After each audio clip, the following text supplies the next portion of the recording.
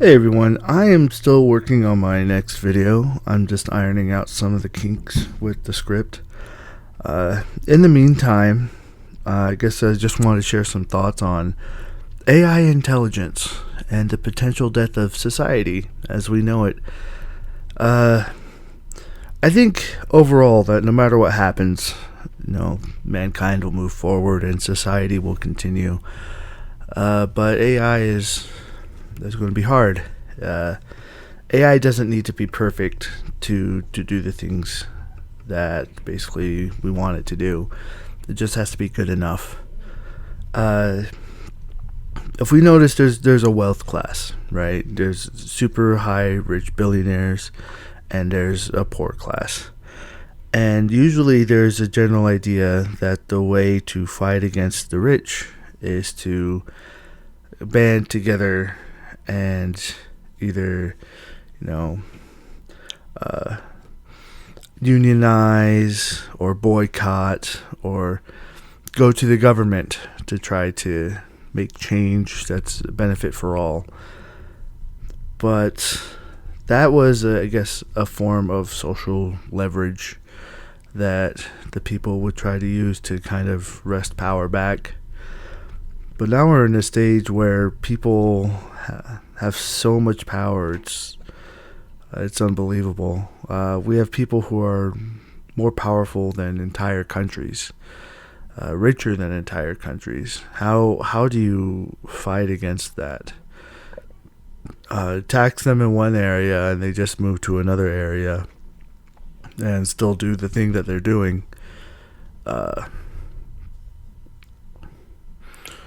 It creates problems.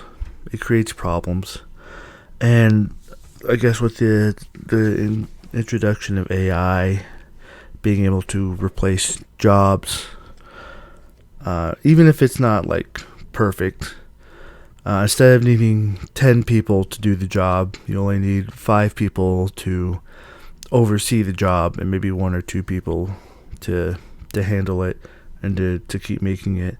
So that means that we have a situation where we just need less people, right? And if AI can also improve the amount of surveillance that the government can do, and and also with how fast it can perform activities and with what it can figure out, like with forensics and data and science. What it just seems like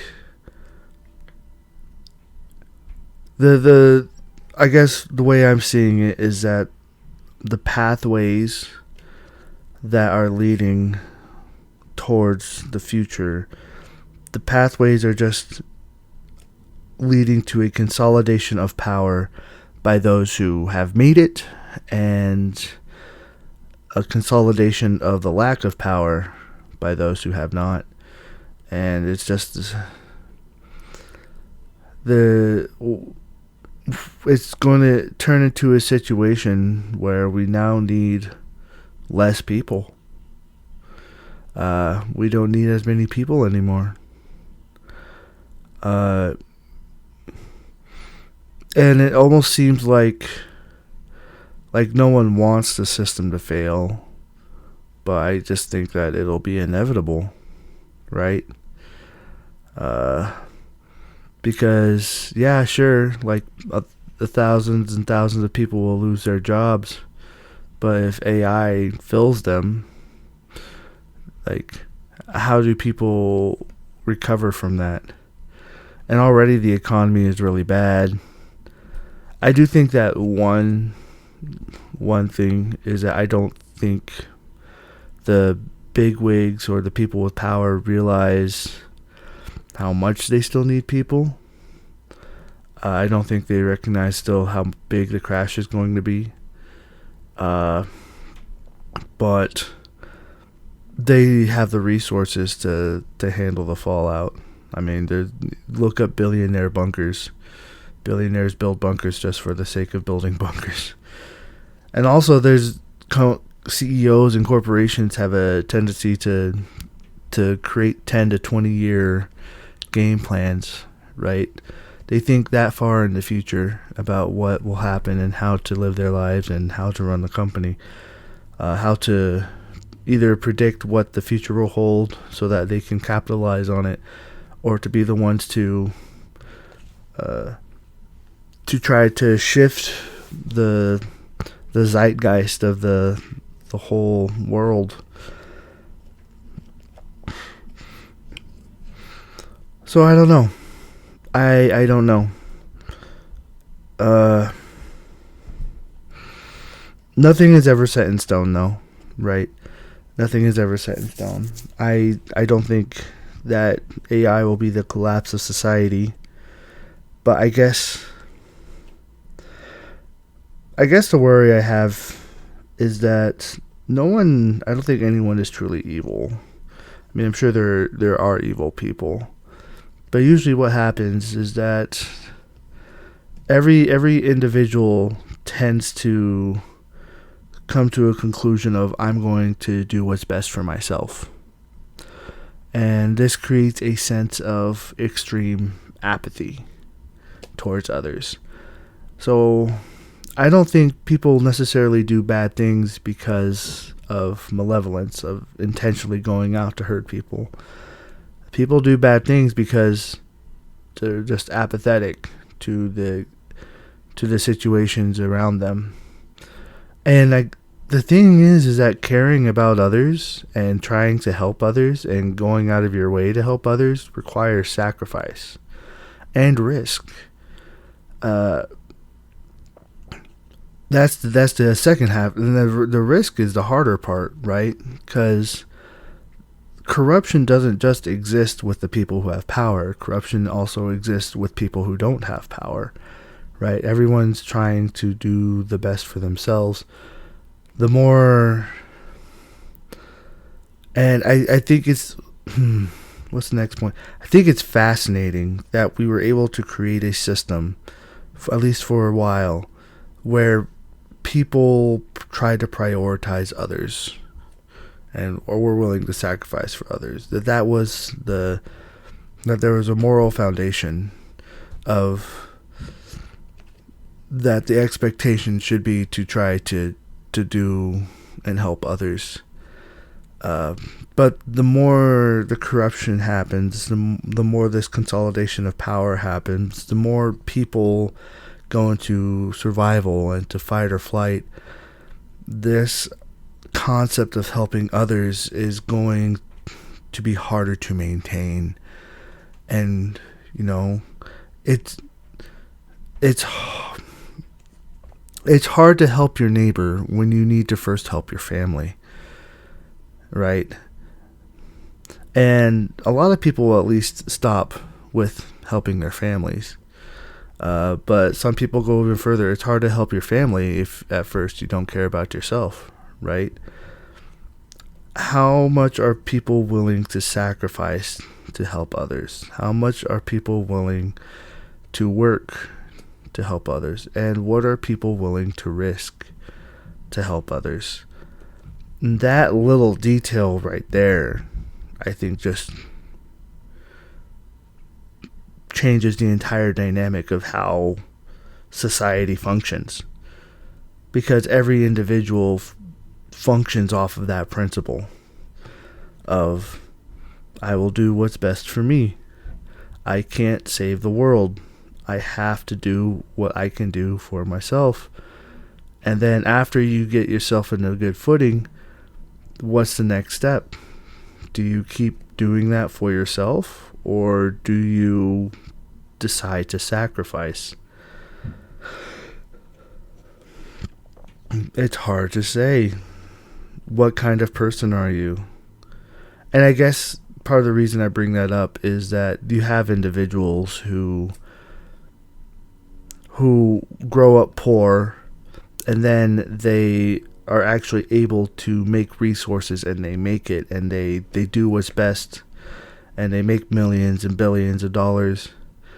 And very often when that happens, due to the social circles that exist in those spheres, due to the influences that occur, people change. People become corrupted. People's philosophies and mindsets shift. The needs and desires of what people need change. It's easier to be a religious person when you have nothing than it is to be when you are rich, right?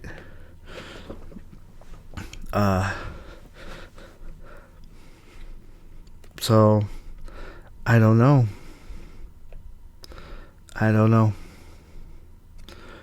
And so I just worry that AI is just going to feed into that apathy bubble, I guess. The apathy bubble that we have now, it's going to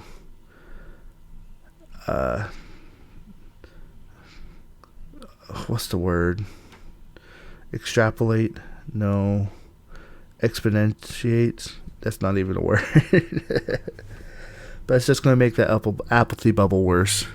And there's really no fix for it. Because the apathy bubble is a design of human nature.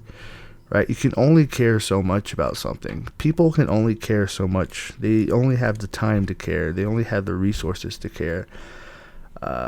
Studies have said that at max, you're able to have 250 close relationships. How far, how far can you stretch? And then the higher up you go, do people, the richer you get, how many people are there for you because they actually care or because you're well off? Right? And I don't know. The system of trust devalues, and